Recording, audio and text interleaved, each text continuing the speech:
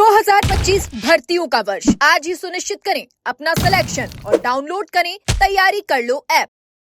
नमस्कार, एजुकेशन नगरी में आपका स्वागत है और मैं हूं आपके साथ विनीत। राजस्थान में चतुर्थ श्रेणी कर्मचारी भर्ती की तैयारी में लगे अभ्यर्थियों के लिए एक लास्ट मौका बचा है।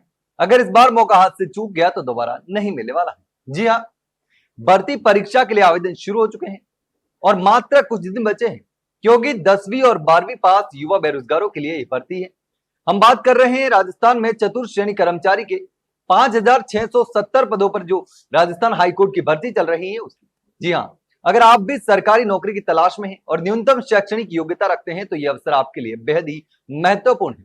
जो अभ्यर्थी इस भर्ती के लिए आवेदन करना चाहते हैं वो राजस्थान उच्च न्यायालय की आधिकारिक वेबसाइट पर जाकर 26 जुलाई 2025 की शाम 5 बजे तक आवेदन कर सकते हैं। ध्यान देने वाली बात यह है कि आवेदन प्रक्रिया 27 जून 2025 से ही शुरू हो चुके हैं और इसमें ज्यादातर उम्मीदवार आवेदन कर चुके हैं।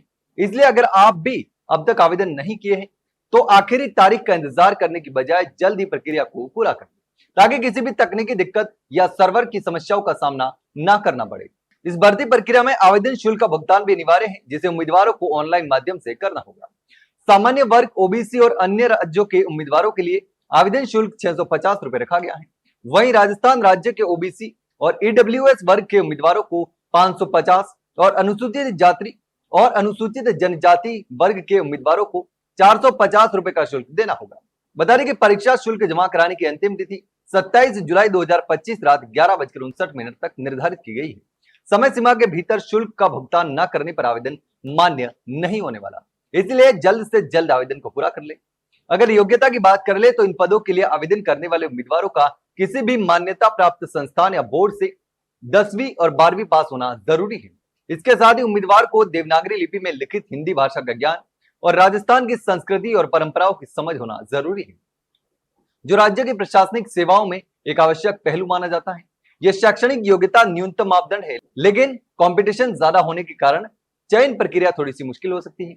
उम्र सीमा की बात करें तो सामान्य वर्ग के उम्मीदवारों के लिए न्यूनतम आयु जो है वो 18 वर्ष और अधिकतम आयु 40 वर्ष निर्धारित की गई है। हालांकि आरक्षित वर्गों को नियमानुसार आयु सीमा में छूट भी दी जा रही है।